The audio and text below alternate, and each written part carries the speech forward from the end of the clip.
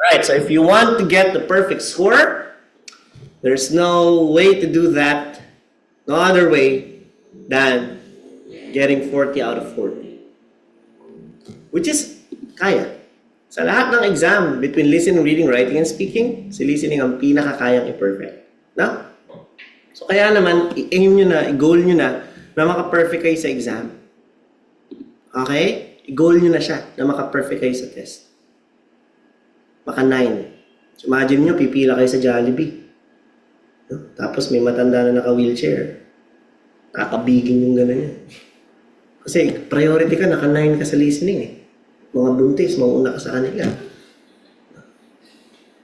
Yun yung makikreate na confidence level sa atin ng 9. No? Walang habas sa pagpapuputok ng baril, sa gitna ka dumadaan. Nagiging sobrang yabang mo na, okay? So, before listening, you read the questions in advance and circle or underline keywords. During listening, listen intently, take some notes using the keywords you have identified. Huwag kang mahiya, Rhea, kung matagal ka nang nagre-review. Kasi, 1 year naman validity niyan eh. Di ba? Oh, unlimited. Ako mahiya, nagbayad ako. Di ba? Mahiya ka kung hindi ka nagbayad. Eh, nagbayad ka eh. Huwag kang mahiya sa amin. Kahit kung August ka nag-review, lumagpas ka pa, nag-September ka pa nag-exam, walang kaso sa amin yan. Okay? Alright. Well, ang gusto lang namin, hindi kayo dito masyadong magtagal ng sobra. Kasi nga, ang hinahabol natin, panahon. Sayang naman kasi, syempre, kung kaya mo naman na palang mag-exam in 3 months, why not? Diba? Hindi ka pa prepared. Dahil, minsan sa isang linggo lang makapasok. Minsan, si sir, kailan ka huling pumasok? Itong March. O, tapos, kailan ka nag-stop pumasok? December. Kailan ka nag-enroll? October. Okay, ilang beses ka nang pumasok? O, diba? Same concept kay sir. Sabi niya, teka, muna ako mag-review, tatamad ako eh. Inom muna kami ng tropa, mall muna kami, running muna. Paghanda na ako, balik ka dito. Diba? Andito pa rin naman yung review eh. Kaya nga siya, unlimited for 1 year. You have 1 year to get your shit together. Right? O kung sa isang taon na yun, talagang pasok ka ng pasok. Dahil gusto mo na magpa-aircon, walang problema.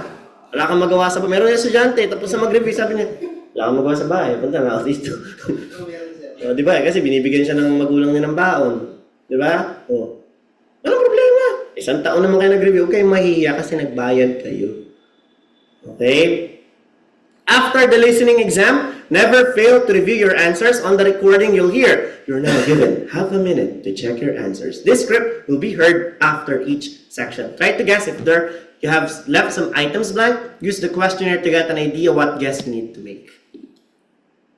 So we have sections 1 and 2, which are under general or everyday scenarios.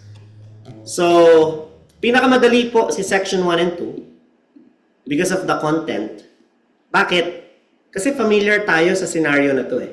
Halimbawa, meron dyan transaction.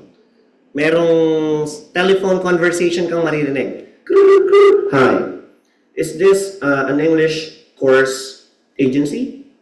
Oh, hey, hello. Yes, we are an English course agency. How may I help you? Well, I'm looking for blah, blah, blah, blah. Tapos magtatanungan sila ng information. So, 1 to 10, name, price, time, saan yung lugar, saan ako pupunta. Example 1 yun. Pangalawa, interview. Diba? Nag-a-apply sa work. O anong work experience, saan ka nag-college, gaano kalapit yung tutuluyan. Diba? Magkano sahod. So, ang section 1, it's always going to ask you about what, who, where, and when. It's going to ask you about information. So, there's someone asking for information and there's someone giving information. So, take note of those information being given because most probably, they are going to be answers. Potential answers. And you don't have to worry about names though, and even places, because they will spell them out. Sabi, we have to stay at Rajdut Hotel. Rajdut. R-A-J-D-O-O-T. Rajdut. Diba? I-spell out nila yan. You don't have to worry. Kaya ang dali-dali po ng listening. Okay? Section 2, medyo hihirap ng konti kasi monologue na ito eh. There's only one person talking, giving informational talk, at dito po madalas pumapasok ang mga mapa. And maps are actually one of the most difficult parts of the test. No? So madali ang content, mahirap yung type ng exam. Bakit? Si maps kasi, it requires your directional sense. So you have to be good with your sense of direction.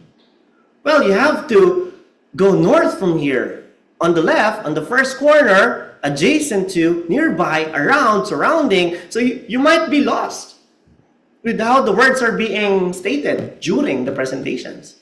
So you have to be careful. Maps are very tricky. That's why you have to practice, practice, practice, and practice. There's no better way to improve on maps than to practice. Okay? All right. School or training related will be about sections 3 and 4. Actually, madali pa rin si section 3 and 4. In section 3 kasi, marami ng tao, siguro 4 na yan. So kung kanina nakita nyo, finance, Mary Brown, nasa na yung video ko na yan?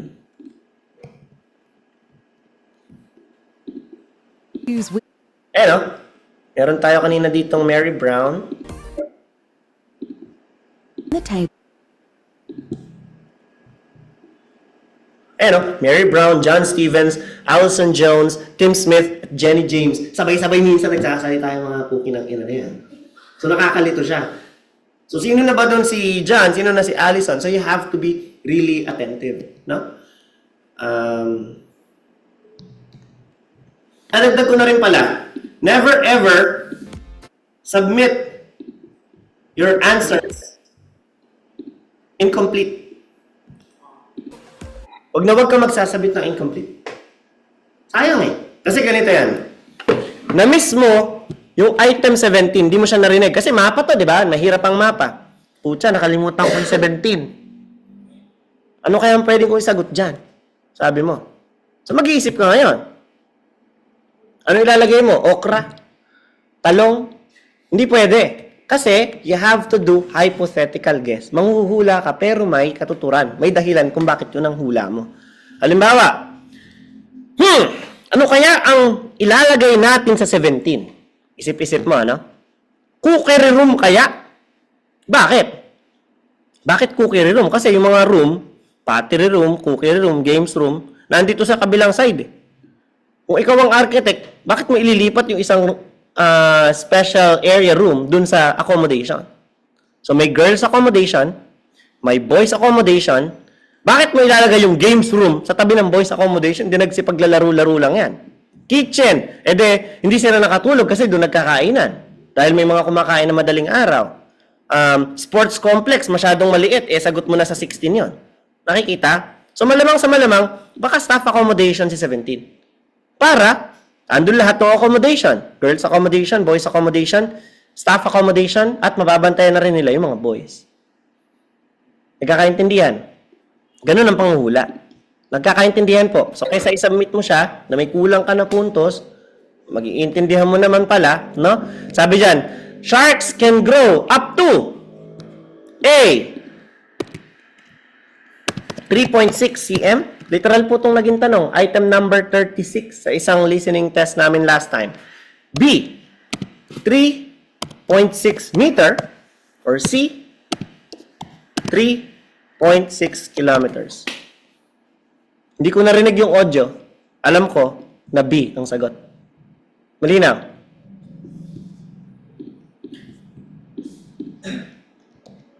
So, wag naman sa lahat hinulaan. No? Mga 3-4 na bungi, okay lang yon. Pero wag naman kalahati nung exam mo, hindi mo narinig. Oh. Kaya nga, ang rule number 1 is listen intently. Listen with the intent of getting as many answers as you possibly can. And section 4, bakit po pinakamahirap siya? Kasi ang mga sagot mo na dito ay verbs, adverbs, adjectives. Ang problem sa verbs, adverbs, adjectives, may mga forms yan. Halimbawa, narinig mo, see.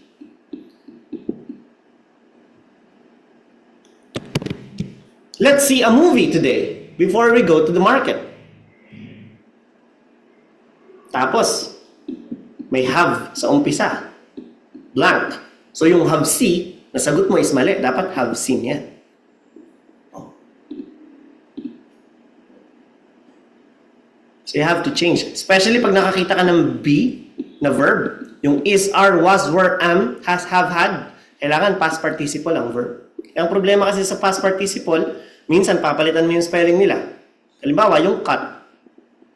Ang past form ng cut ay cut. Ang past participle ng cut ay cut. Ang edit, past participle ay edited. Past form niya, edited din. Pero, mas malamang ang maraming verb na irregular. So, yung go, ang past form niya ay went. Ang past participle niya ay gone. So, kung ang sagot mo ay go o kaya ay went, mali ka. Gone dapat ang sagot because meron siyang be verb in front. Or auxiliary verb or accessory verb. At yan po ay natututunan natin nung tayo ay grade 3, 4, and 5. Kaya pag kayo nagkaanak, no, sabihin niyo yung mga anak niyo, anak, huwag kang tatakas pag English ang subject. Huwag kang walis ng walis sa gilid. Huwag kang garden ng garden. Kasi nung araw, ako, touching lang ako, 90s babies kami. Wala kaming alam sa is, are, was, were, am, has, have, had. Di namin alam kung kailan ipapasok yung mga cookie ng ina na yan. Kaya sabihan niyo yung mga anak niyo na mag-aral mabuti ng English at huwag tatakasan. Kasi tumultuhin kayo niyan. Hanggang dito sa pagpe-prepare nyo ng PR, di kayo lulubayan yan. Okay? Okay.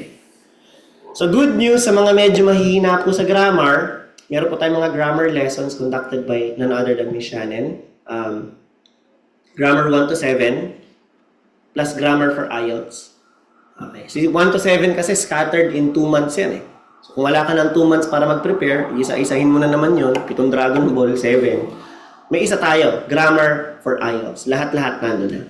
Okay? Lahat ng mga common errors, common problems ng mga students namin na na-compile in the past. Now, what makes the exam difficult? May 2 barriers tayo sa listening. May 2 balakid. Bakit hindi tayo mag-improve? No? Number 1, si speed. At pangalawa, si accent. Si speed, wala na tayong pwedeng gawin dyan. Hindi mo pwedeng pabagalin ang exam. Kasi ganyan na po kabagal ang exam mismo. Ganyan na po siya talaga kabagal. Paparinig ko sa inyo ang isang excerpt ng exam. Drive. Mali. Drive.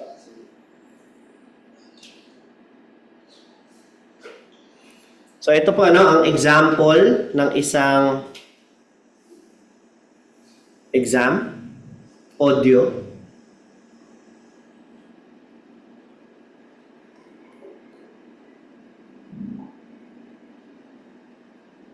Medyo mabagal, naglo-load ang aking Google Drive. Para marinig nyo lang.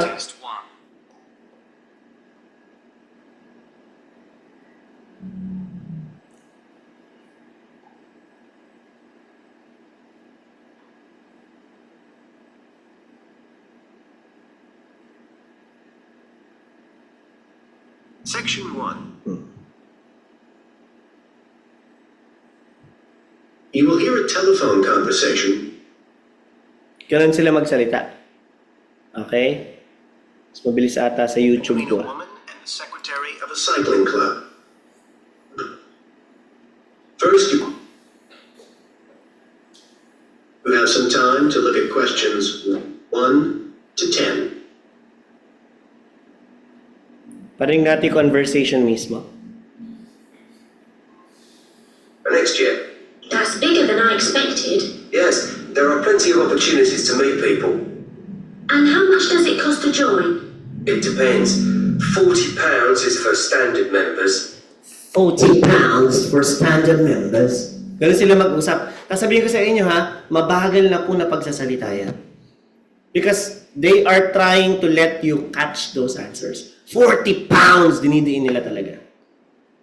Pag talagang di mo rin, bingi mo! Ibig sabihin hindi mo talaga makuha.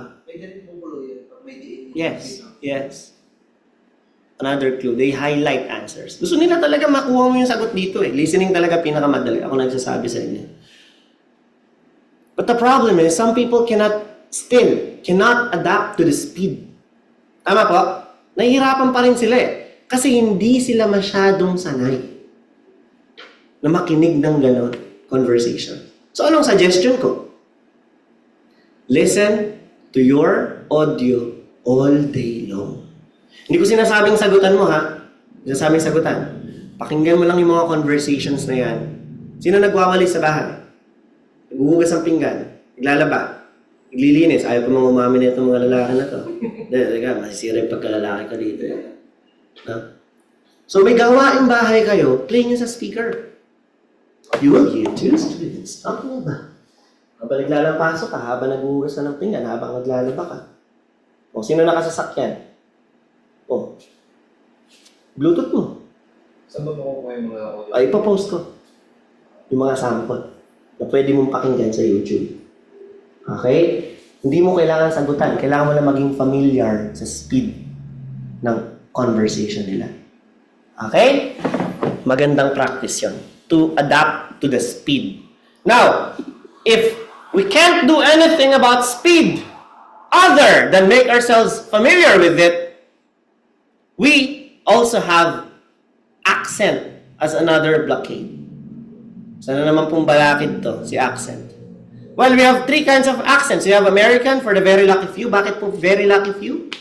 Kapag American accent, bakit tayo lucky?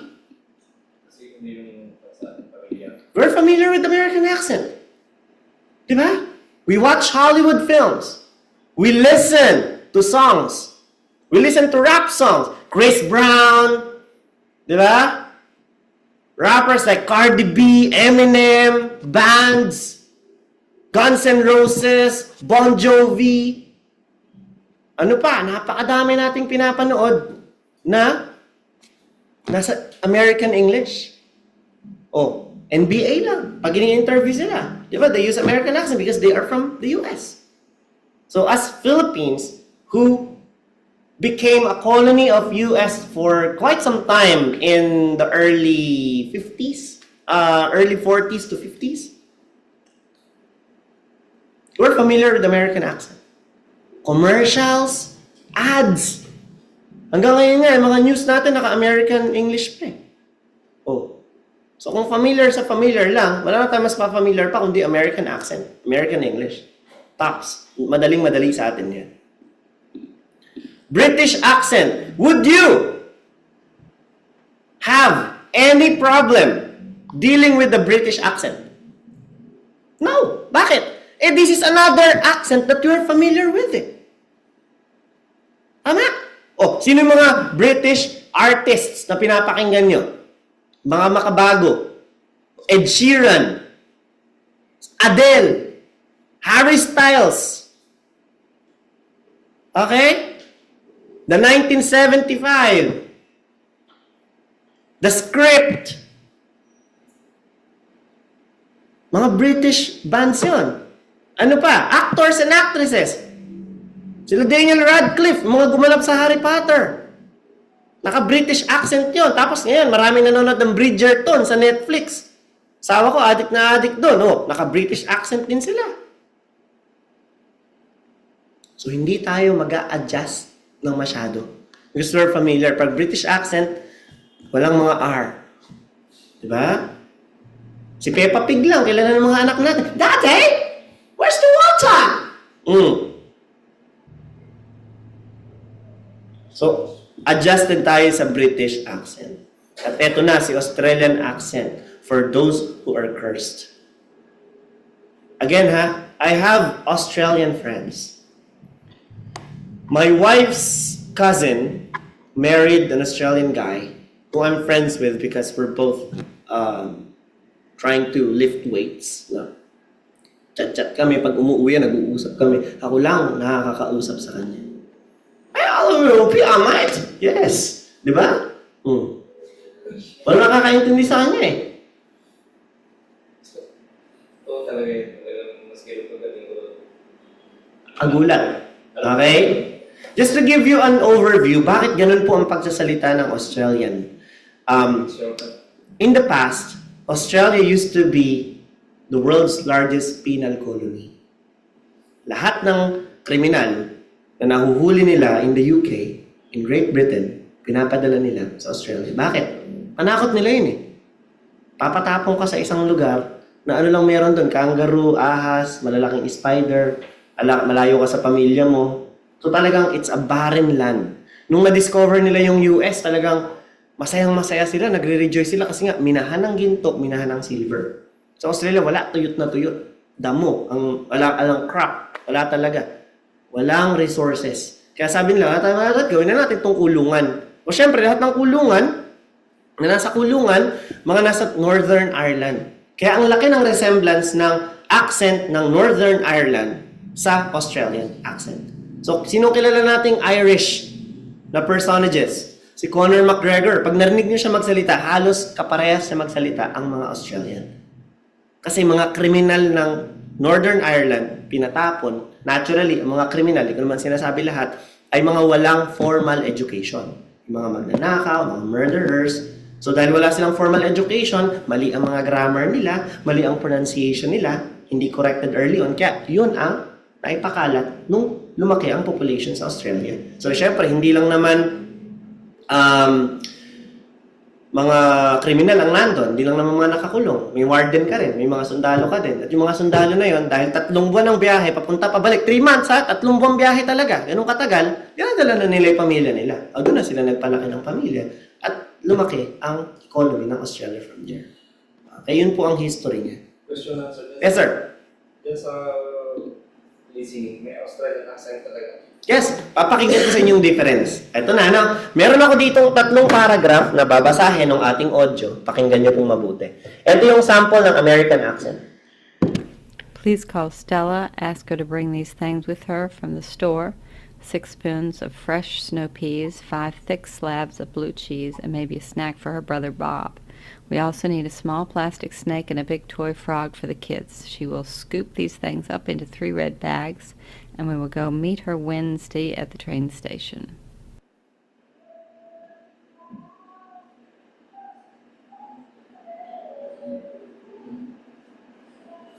Okay, madaling magets. But if you're going to compare the audio, si American po yung shortest. Because Americans are lazy speakers. Dinudugtong-dugtong nila yung mga pagsasalita. It's an excellent example.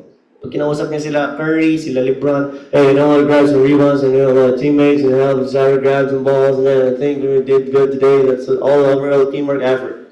Yun sila magsalita. They're very lazy speakers. Mabilis sila magsalita. British accent, ladies and gentlemen.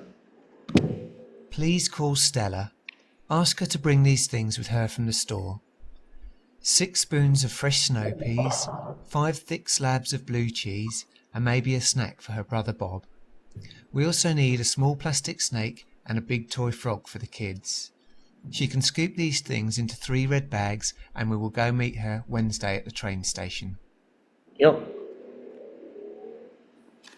Mabagal, suabe, nawawala na yung mga R. We will go meet her Wednesday at the train station. Pero napakasarap pakinggan. Banayad, no? Ito na po, ang Australian accent. Please call Stella. Ask her to bring these things with her from the store. 6 spoons of fresh snow peas, 5 thick slabs of blue cheese, and maybe a snack for her brother Bob. We also need a small plastic snake and a big toy frog for the kids. She can scoop these things into 3 red bags, and we will go meet her Wednesday at the train station. So ba yan? Guys, pare-parehas lang yung binasa nila. Pare-parehas. Ganito yung Australian accent.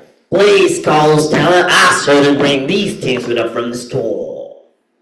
6 spoons of fresh snow peas, 5 thick slabs of blue cheese, and maybe a snack for her brother Bob. We also need a small plastic snake and a big toy frog for the kids. She can scoop these things into 3 red bags and we'll go meet her Wednesday at a train station. Pero in reality, hindi naman ganun kabagal sa mga. Totoo.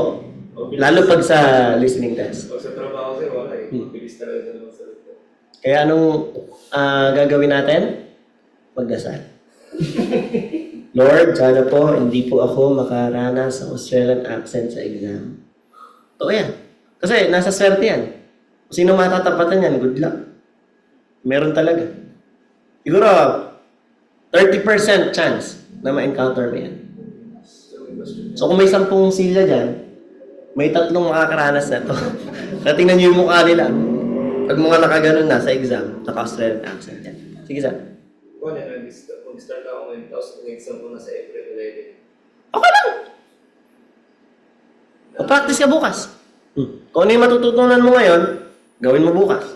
O kung maka 6.5 ka bukas, kahit mag-exam ka na nga ng Sabado, walang problema. Ibig sabihin nun, malapit sa katotohanan na ma-achieve mo yung score na gusto mo. At least 6 lang. Oh, ano yan? So magdasal. Okay? Mag-ayuno. Magsisi sa mga kasalanan para hindi kayo makaranas ng Australian accent. So mga types of questions, multiple choice, madali lang to. Section 3. Listen to a female student, Amina, talking to her tutor, Dr. Bryson, about her project on local history. Amina has completed a first draft of the project. First, you have some time to look at questions 21 to 26. So, time to look for questions, this will be 1 minute. So, dahil wala tayong way to underline keyword, you just have to remember them. Local blank, particularly like. So, you have to look for words, listen for words, wait for them, which means positive phrases. And then, surprise, bakit? No? So, yun po yung kailangan nating antayin. Now listen carefully to the first part of the discussion and answer questions 21 to 26. Well, Amina, thanks for letting me have your draft in such good time. Oh, that's all right. I was just very anxious to hear what you think of it. You can see that I decided to change the topic. Change the I topic. had been interested in looking at Bering's factory. Oh, I think the hospital was a much better choice. In fact, well, I have to say that I thought it was good. Oh. There's still lots of work to be done, Oh, yes, of course. but there's plenty of good ideas. It opens well, and the first chapter is fine, but the middle section really stood out for me, most interesting. That's amazing, because I really didn't find it a bit easy to write. How long did you work on the whole thing? Well, I spent about 2 or 3 weeks. Okay. Sabi niya dun, it's about the local blank.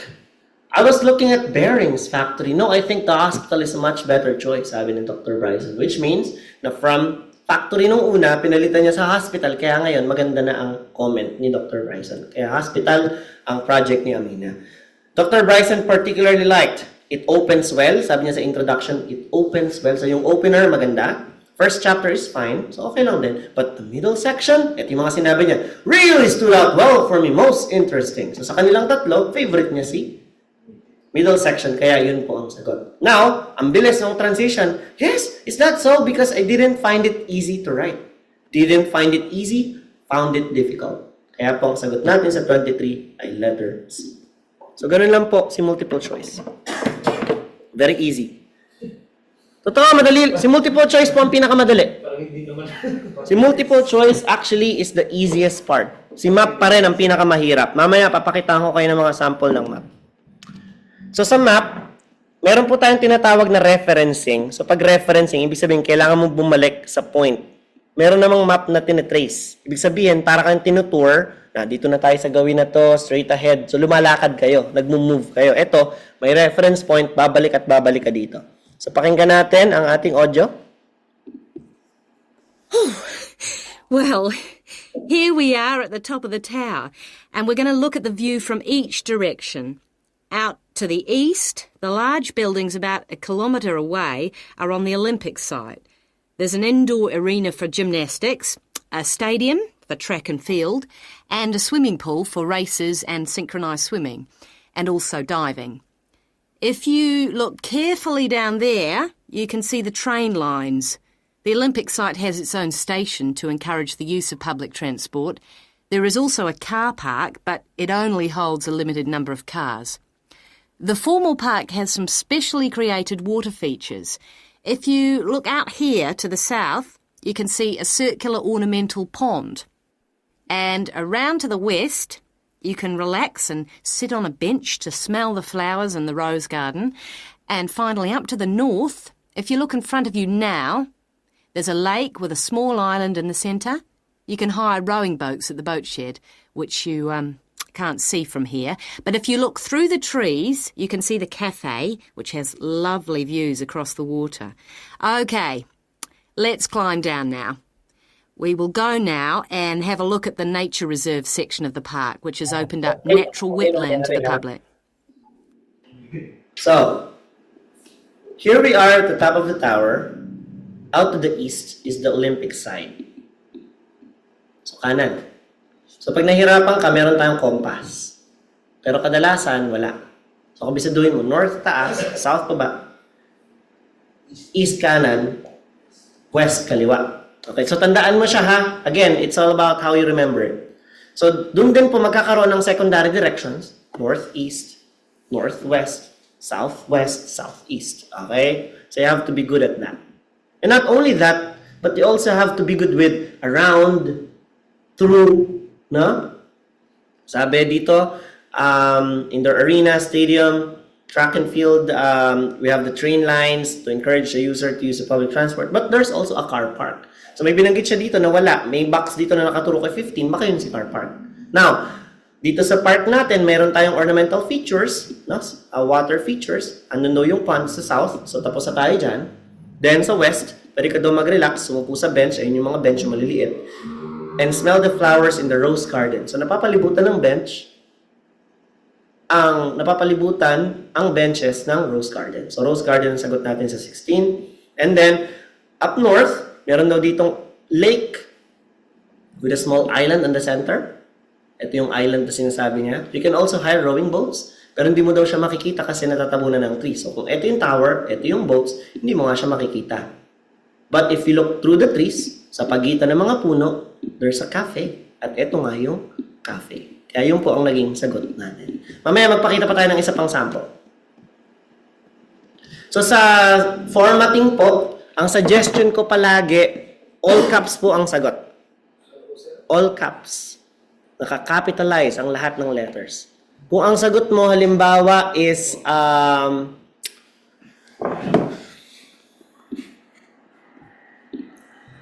St. Francis Square. Hindi mo siya dapat isulat ng ganito.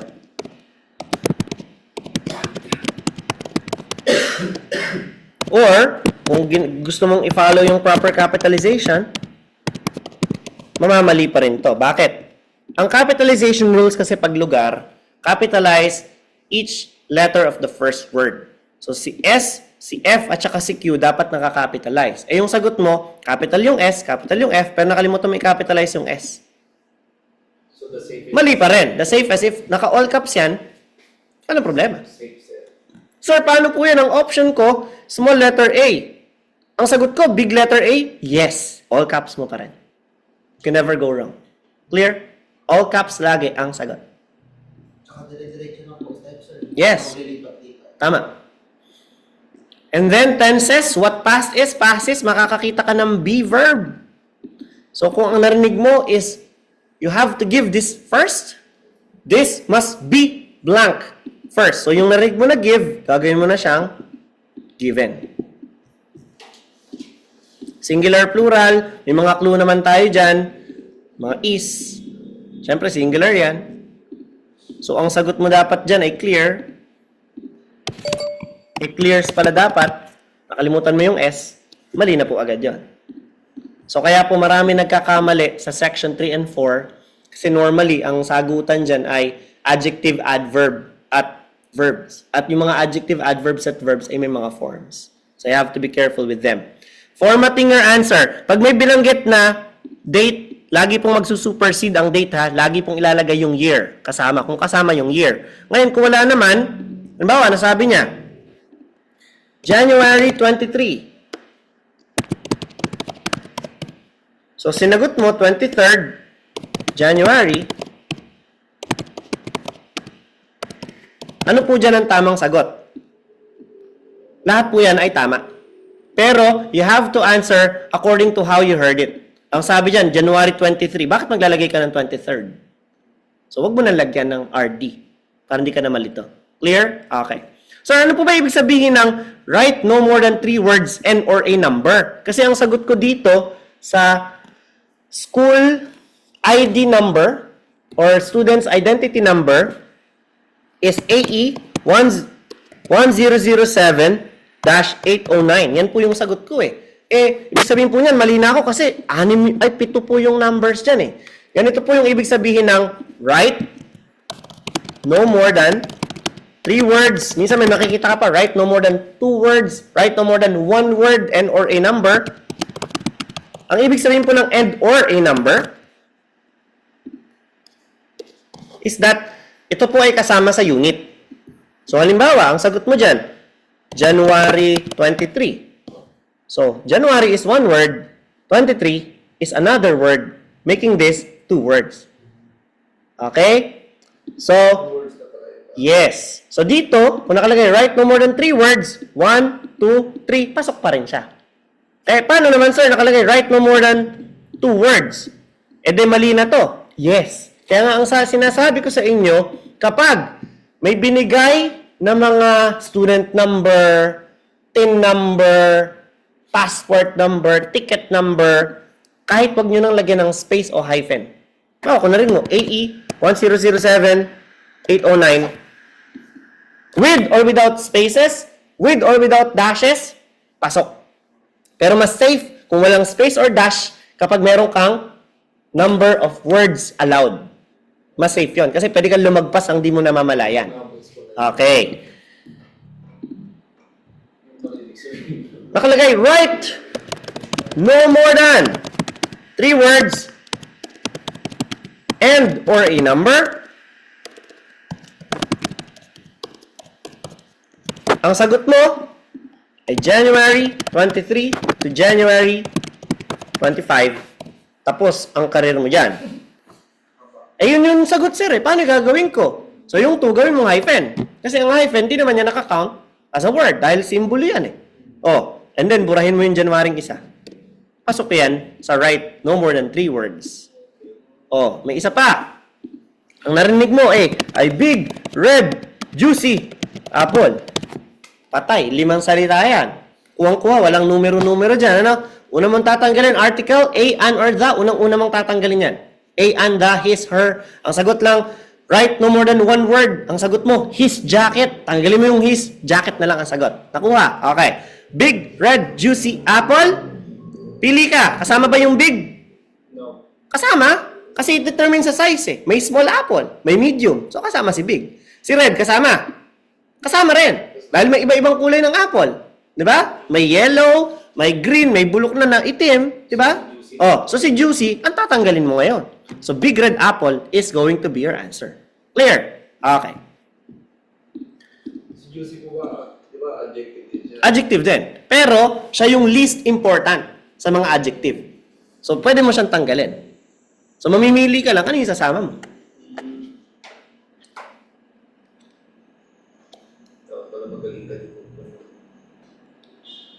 So, kung ang nakalagay sa rule natin na formatting, always spell out your answers ha. Always spell out. Halimbawa, ang sagot mo ay kilometers. Hindi mo pwedeng isulat yung km. Okay? Pero, i-violate natin yung rule na yan kung meron tayong tinatawag na format of the example given. May ibinigay na example. Kukopyahin mo lang siya. Halimbawa, question number 4, 23 cm by 14 cm by blank. Tapos, ang sagot mo, 15 centimeters, diyan ka mali. Dapat, cm lang dyan. Kasi may binigay na example Doon po maraming nagkakamali. Sa following the example. Ngayon, narinig mo, September 9, di ba? So, ang sagot dapat dyan ay September 9, buo. May ganitong pagkakataon, na-encounter ko to.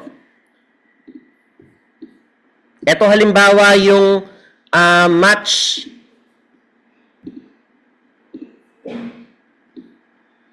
schedule ng Yellow Monkeys So, itong una nilang schedule against the Blue Eagles. Blue Parrots na lang. Hindi tayo makopyright.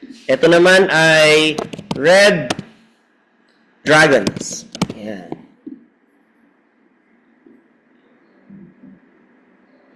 Item number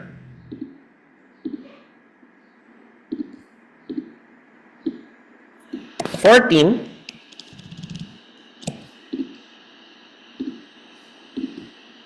Ito yung date. Ito yung venue.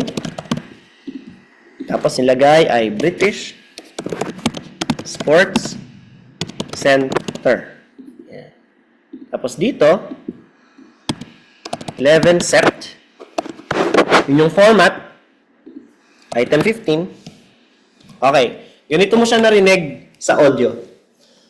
Alright, let me tell you about the schedule of Yellow Monkeys against Blue Parrots, which will be on September 9. So, sinagot mo, September 9. Kasi narinig mo, tama. Yan. At the British Sports Center. Sabi dyan. So, ito po yung sagot mo. Ha-highlight ko. Para hindi tayo malito. Yan, September 9. Yan po yung sagot mo. And, 2 days later, they will have a match against the Red Dragons at the British Sports Center as well. British blue.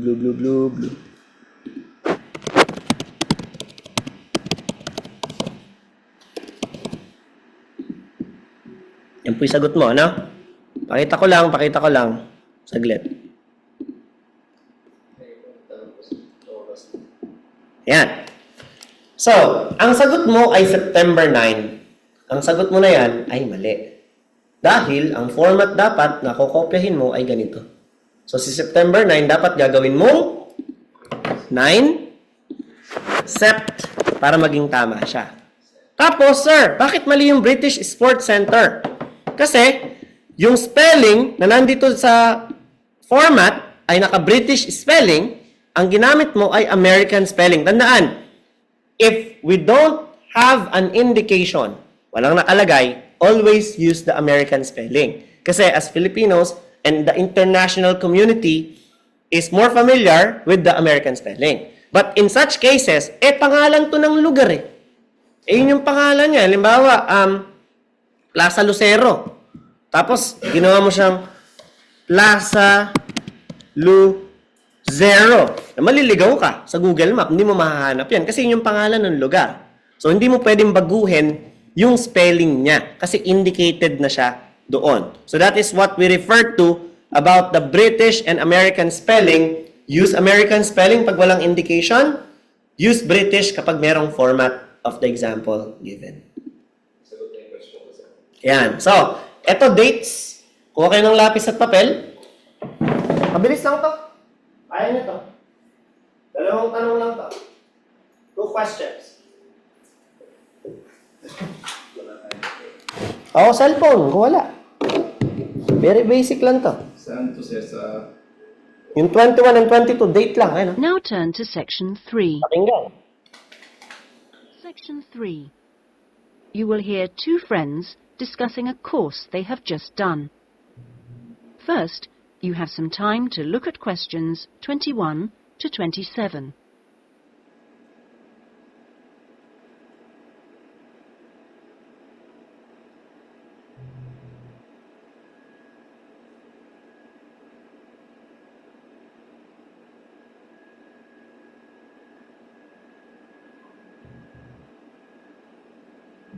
Now listen carefully and answer questions 21 to 27. Oh, Ben, I just remembered I never filled in that form for Nick. Ah. Did you do it? The course feedback form? Yes. If you want, we can do it together. I've got mine here. Is that okay? Yeah. Okay. Let's have a look then. What do we have to do? Let's fill in the top first. Let's see.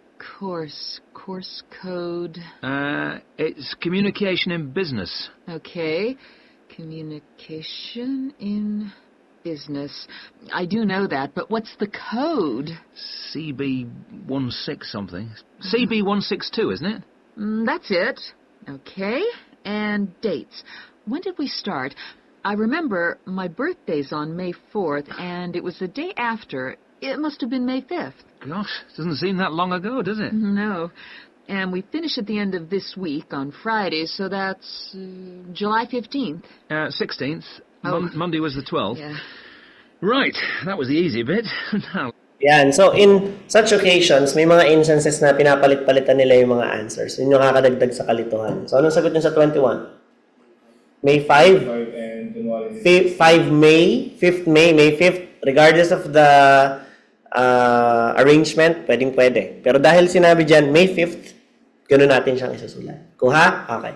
And then, until July 16th, with TH, kasi gano'n natin siya na-reg. But once again, nauna si 16, tapos July, walang TH, okay na okay lang po, kasi wala naman tayong format na ibinigay. Clear? Okay. Now turn to sec. So, yun po ang ating listening. Magpakita lang ako ng isa pang mapa dito.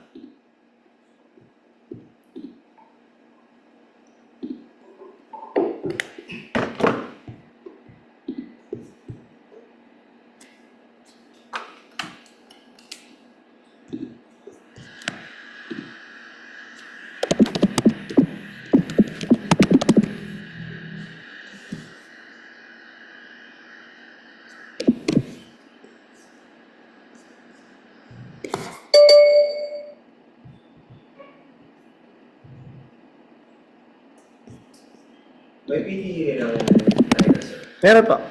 Pero sa main branch siya. Tapos puro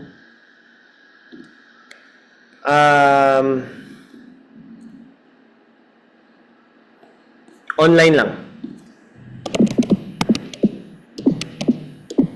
Sabi ko kasi mas madali daw po ang PTE. Lamang Kay? Hello, sir. Pwede po pick up nila, sir?